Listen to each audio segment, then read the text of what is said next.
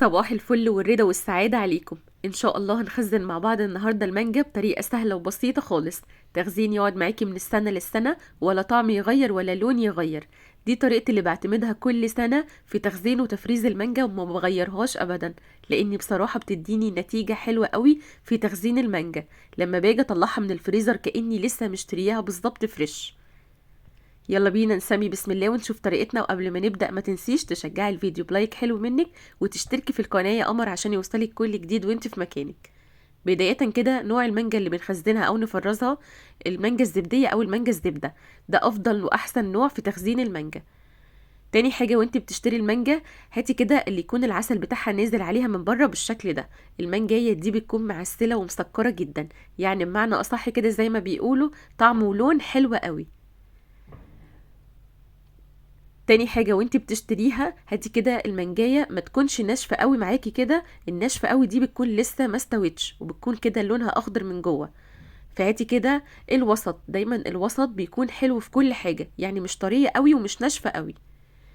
فضيت كده كمية المانجا اللي انا جايباها في طبق كبير كده، وتحت الحنفية بغسل المانجا حباية حباية، غسيل كده كويس جدا زي ما انت شايفة بالشكل ده، لاني هنفرزها سليمة زي ما هي. بغسل كده حباية المانجا غسيل كويس جدا بايد الاتنين، بزيل منها كده اي رمل واي تراب. عايزه اقولك لو انت جديده على التفريز ومش متعوده كده تفرزي ولا خضار ولا فاكهه، ابدأي كده واحده واحده في موسم كل حاجه. فرزيها واملي كده بيتك بالخير. الحاجات دي بتنفع قوي قوي قوي. جالك كده ضيف على غفله، هتطلعي كده وتسحبي منجايه من دي تعملي بيها احلى شفشق عصير. وطبعا في رمضان لا غنى عنها، كنافة بالمانجا وعصير المانجا ده أساسي في رمضان. بعد كده، بعد ما غسلتها غسلة كويسة جدا، بدأت رصيتها كده على فوطة مطبخ نضيفة على الرخامة. وهبدأ أمسك فوطة تانية كده صغيرة وامسح كل حبات المانجا حباية حباية. ودي خطوة مهمة جدا في تفريز المانجا وهي سليمة بالشكل ده.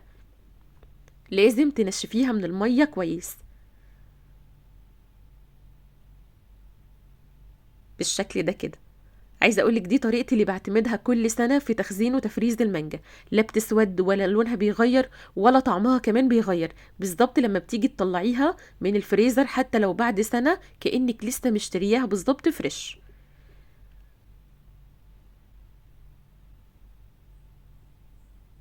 هنشف بقى كده الكميه اللي موجوده معايا كلها.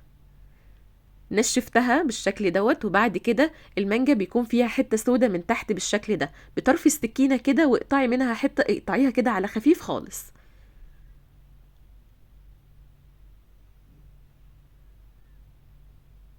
بالشكل ده كده. وزي ما قلتلك وانتي بتشتري المانجا هاتي كده المانجايه اللي بيكون العسل بتاعها نازل عليها من بره. دي بتكون طعمها ولونها حلو قوي. جربي طريقتي في التفريز المانجا وان شاء الله هتعجبك جدا.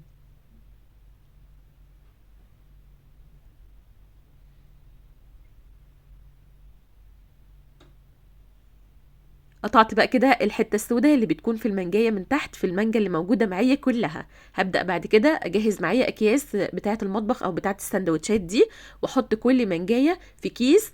واطلع اضغط كده على المانجا من بره، اطلع كده الهواء اللي بيكون في الكيس، علشان الهوا ده لو فيها هوا من جوه هيسود معايا المانجايه. فانتي اضغطي على المانجايه كده بايدك الاتنين من بره، طلعي كل الهواء اللي في الكيس، وبعد كده ابرمي الكيس ولفيه كده لفه جامده واربطيه بالشكل ده كده.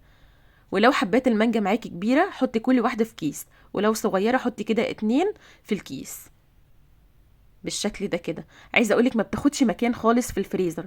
يعني انت هتخلصي الكميه اللي موجوده معاكي كلها بالشكل دوت، وهترصيها فوق بعضيها على الفريزر على طول. ما بتاخدش مساحه يعني ولا حاجه،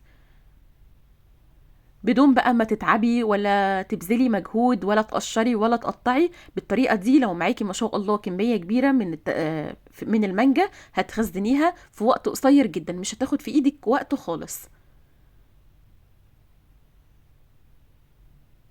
هكيس بقى كده الكميه اللي موجوده معايا كلها. كيست كده الكميه اللي موجوده معايا كلها، وزي ما قلت لك بقى هترصيها فوق بعضيها كده على الفريزر على طول.